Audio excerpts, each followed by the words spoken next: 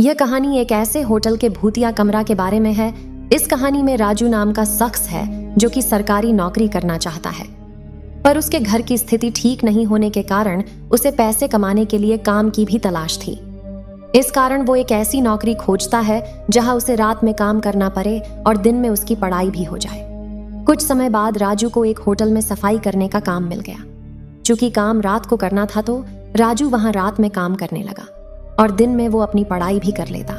सब कुछ अच्छे से चल रहा था, पर एक रात राजू अपना काम खत्म करके आराम से बैठा था। तभी वहां पे उसका एक सीनियर आया और उससे बोला, तुम यहाँ आराम से क्यों बैठे हो?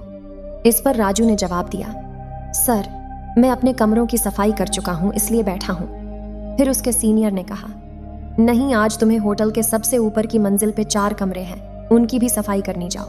वहां इतना बोल के उसका सीनियर वहां से चला गया। फिर राजू ने होटल के सबसे ऊपर की मंजिल के 3 कमरों की सफाई कर दी और अंत में जो 4 नंबर का कमरा था वहां गया। वो बहुत ही आलीशान कमरा था। इतना खूबसूरत कमरा राजू देख के उसे देखता ही रह गया।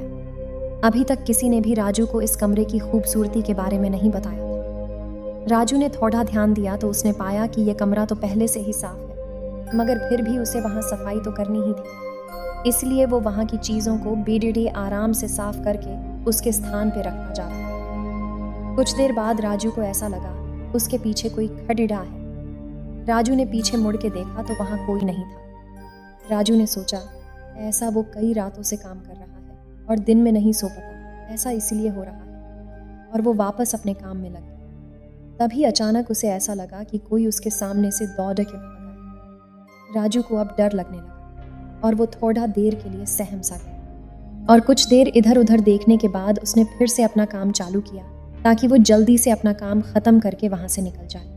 और जब वो वापस काम करने में लगा तभी मनो जैसे उसके कंधे पे किसी ने हाथ रख दिया हो। राजू अब घबरा के चिल्लाते हुए उस कमरे से भागने लगा। तभी राजू का गाला किसी ने जोर से पकड़ीच लिया और वो भाग नहीं पाया। इतने ही देर में राजू के सीनियर राजू की आवाज़ सुन के वहां पहुंच गए। उन्होंने से राजू से पूछा, क्यों चिल्ला रहे थे? राजू गली में दबाव होने के कारण कुछ बोल नहीं पा रहा था। उसके सीनियर उसे कमरे से बाहर ले गए और उसे पानी पीने को दिया।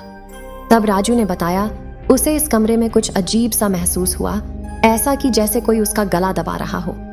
इतना सुनते ही उसका एक सीनियर उस पर चिल्लाया और बोला, तुम्हें रात में इस कमरे में सफाई करने को किसने बोला?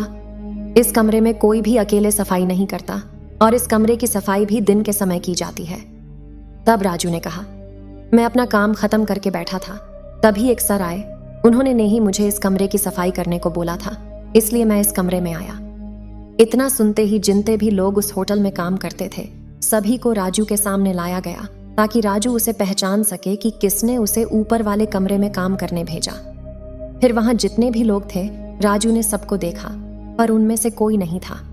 तब उन लोगों ने वहां जितने स्टाफ काम करते थे उन सारे स्टाफ की इमेज राजू की दिखाई। तब राजू ने उनमें से एक को देख के बोला कि इन्होंने ही मुझे वहां सफाई करने भेजा था। इतना सुनते ही सारे लोग डर गए, क्योंकि राजू ने जिसकी इमेज दिखाई उस स्टाफ की मौत 1 महीने पहले ही उसकी कमरे में सफाई से दौरान हुई थी। फिर राजू के सीनियर ने उस कमरे के बारे में राजू को बताया कि वह कमरा इस होटल का भूतिया कमरा है। करीब 1 साल पहले वहां पे पति पत्नी रुके थे और रात में पति ने ही अपनी पत्नी की हत्या कर दी। उसके बाद से ही उस कमरे में जो भी काम करने जाता है उसे कुछ अजीब सा डरवाना महसूस होता है। ऐसे कई बार होने के बाद उस कमरे में रात के समय कोई नहीं जाता। और पिछले महीने जिस स्टाफ की मृत्यु उस होटल का भूतिया कमरा में हुई, वो भी वहां रात के समय पता नहीं क्यों बिना किसी को बताए अकेले ही काम करने चला गया था। ये सब सुन के राजू फिर दोबारा कभी भी उस कमरे में अकेले काम करने नहीं गया।